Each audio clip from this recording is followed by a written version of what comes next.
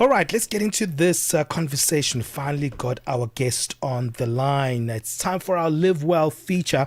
We look at modern serodiscordant relationships when one person has HIV and the other one does not. It reflects how far HIV science and healthcare has advanced when one partner is living with HIV and the other one is not. Health outcomes today are shaped by access to effective treatment, prevention tools, and ongoing medical care. Well, we're going to be breaking down the health realities of modern serodiscordant relationships. Joining us for this conversation is Luyando Sikanwe, who is a founder of Lulu HIV Foundation, joining us all the way from Zambia.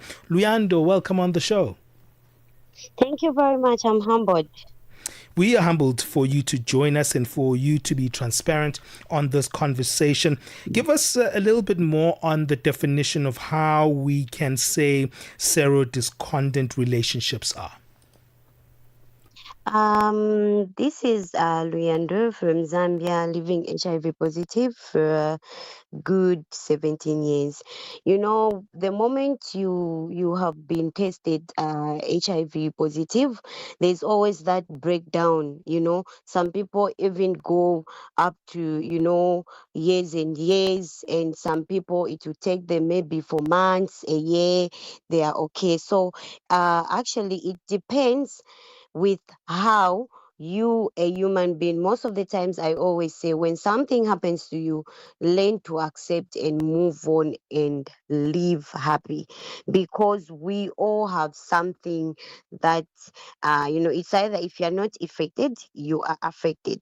So one thing you have to know is the life of these days, no matter where you got from, no matter who infected you, no matter who how it came to you, it doesn't matter. What matters is the life that you have been given a second chance today and now. Yeah. You know, Luyando, when people think about HIV, there's been so many conversations about whether or not you can have relationships with people who are HIV negative. And that conversation usually starts with disclosure. There's still, discord around whether or not one should be disclosing their status to their romantic or sexual partner. When it comes to, this type of relationship, should disclosure be the first step to conversation? The first step when you're in a relationship, you look at one's maturity.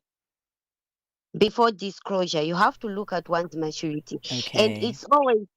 it's always a must. Each and every relationship, it's always known. Intercourse are always involved. And it begins with you, a person who is HIV positive, with how you are taking your medication, how you are enduring. Because, one thing that people don't understand about being HIV positive, the more you take your medication every day, the more you won't be able to infect anybody, through sex. So the key is with the person who is living HIV positive. How is my endurance, and how is this person I'm dating? How are they going to react if I tell them? So all in all, I always say, let's learn to be open. Disclose. If that person doesn't want you, let them go and let the best ahead of you. You can't keep on being with a person who doesn't want to be with you because you've disclosed your HIV status. And this is one thing that has been bringing people down, whereby they find themselves into a relationship. They'll be thinking about it to say, how am I going to tell my partner? How am I going to approach my partner?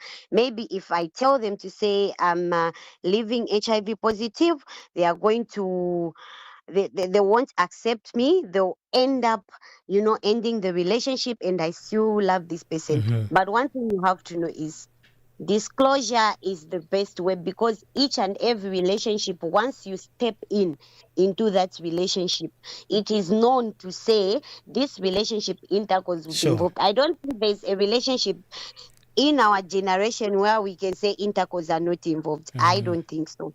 So one thing you have to know is you just have to disclose yourself and look at one's maturity. Yeah. Luyando, Yeah. if someone does accept your HIV status, how then do you maintain a healthy serodiscordant a partnership? What are the responsibilities health-wise? If someone has accepted, let me give an example. I'm HIV positive the way I am. Then my partner, he is HIV negative. Like I have said it in the first place to say, it begins with me taking my medication. The more I take my medication, the more we reach at the point where we say undetectable and transmittable virus. The virus gets to be weak. It's deadly weak.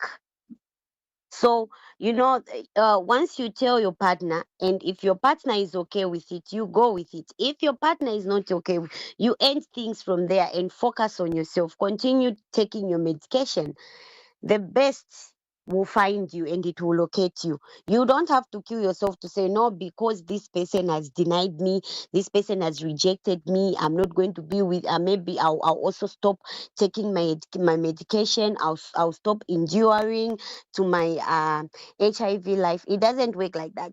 It's your life and it's your own life. There's nothing like, no, I have to give up. No, you have to keep on taking the medication. Tell me something, And Luyando. This is from one side, right? As you say, the person who's HIV positive has medication that they either should be taking, if not, right? But there's yeah. also a health responsibility from the other side. Everyone in a relationship should Um, take um, Yes. sure. So from the other side, from the person who is HIV negative, Uh huh. dating a person who is HIV positive, you can also seek PrEP. All right. Tell us more about Yeah. that. You can seek PrEP to healthy facilities, as in like here in Zambia, it's free of charge. I don't know if there in South Africa PrEP injection is already available. I don't know, because here in Zambia it's already available. So we've got for injection, we also have for drugs, pills. So it's up to you. But looking at the way injection was introduced, everyone is going for PrEP injection. So they are starting from 1 month. You get it for 1 month. Then you go to 2 months. After 2 months, you go to 6 months, which is in a year, you'll be taking only twice. Okay. Okay. So So, if you know that you're dating a person who is HIV positive and you're not sure, and it's not only about dating a person who is HIV positive, it's good to prevent yourself, because you don't know the person you are mingling with. People are never honesty, and people are not honesty. So it's better you go for the prevention of PrEP. You yeah. take the measures and do it right. All right, just for additional information, PrEP, as Luyando is mentioning, is pre-exposure prophylaxis, a Yes. highly effective HIV prevention medicine for HIV negative people who are at risk. And they take it as either daily pills or long-acting injections to stop the virus from taking hold onto you. And Sure it also thing. significantly reduces the risk of contracting HIV. We'll have to leave it there, Luyando. We had a very short chat, but I think it contained some of the most important parts of a conversation like this when we're speaking about serodiscordant relationships. Once again, that is a relationship where one person is HIV positive and the other is not. Thank you so much for your time, Luyando. Thank you very much. I'm humbled. Luyando Sikwane is the founder of Lulu HIV Foundation, joining us from Zambia, also the founder of the Tangled Roots podcast. It's 11:50 Central Africa time.